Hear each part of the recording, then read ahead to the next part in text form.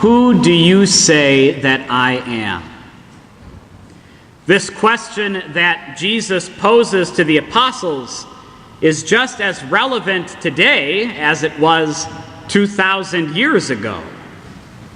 Who is Jesus to us? Who is God to us? Is God a supernatural Santa Claus that we go to only when we want something? Is Jesus some big pharmacist in the sky that we contact only when we're in pain and need healing? Is God some mean kid with a magnifying glass and we're the ants that he's messing with? Who do you say that I am? Now, when Jesus was asking this question in Caesarea Philippi, he had behind him altars to various gods, from Pan, who required human sacrifice, to the Roman gods. And so Jesus was asking his apostles this question with a variety of other options behind him. Who do you say that I am? Is God the most important person in our life? Does God at least have a prime spot on our list of important people? Does God make the top 5?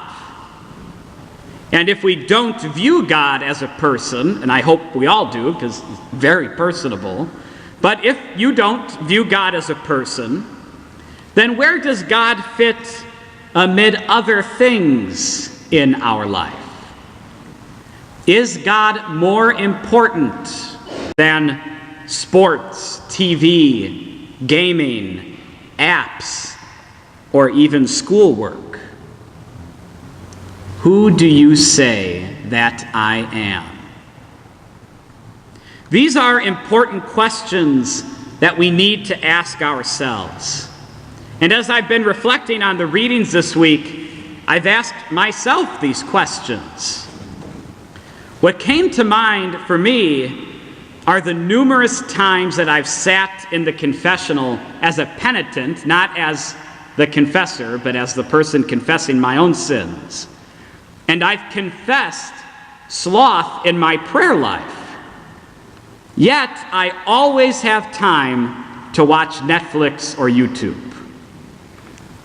I thought about all the times that I talk with my priest friends on how busy that we are, that we don't have time to pray, but we have plenty of time to sit and complain about it.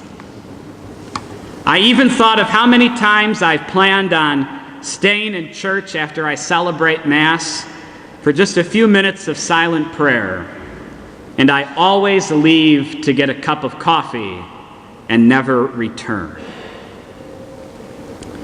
Now, do I love Netflix, YouTube, my friends, or coffee more than God? No. And God knows that. But it does mean that God isn't the priority in my life. And that needs to change immediately. Who do you say that I am? So how can we make God the priority in our life? Well, first and foremost, I think it's important to understand that while I may choose Netflix and YouTube and my friends, and yes, even coffee over God, God doesn't want me to give those up necessarily, because those things aren't bad in and of themselves. Like friends, it's good to have friends. It's great to have a close family. However, God does want me to include Him and to make Him the priority. So, I make sure to schedule my day around prayer rather than scheduling prayer time around my day. I go into my calendar a month in advance, and I literally schedule a meeting with Jesus before I schedule anything else. And so the rest of my day is then scheduled around my prayer, instead of me trying to fit prayer in to an already busy day. Next, I find another disciple of Jesus to hold me accountable.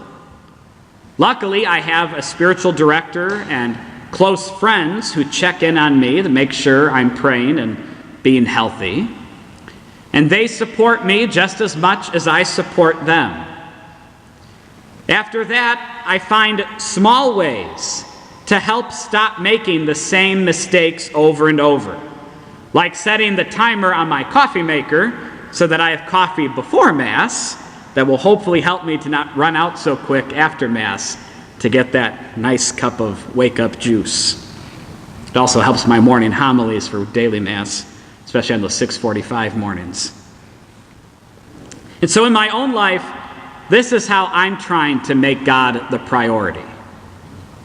How will you make God the priority in your own life?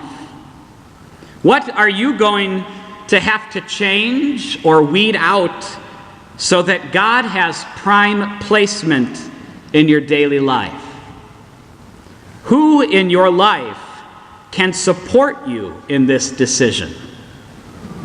Who is praying for and with you?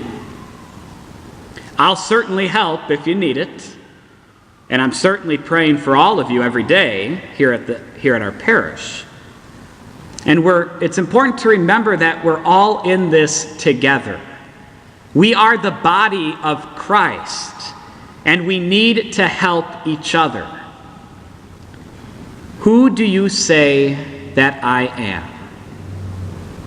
Jesus doesn't need us or want all of us to enter a monastery to live a cloistered life. Jesus just wants us to love him.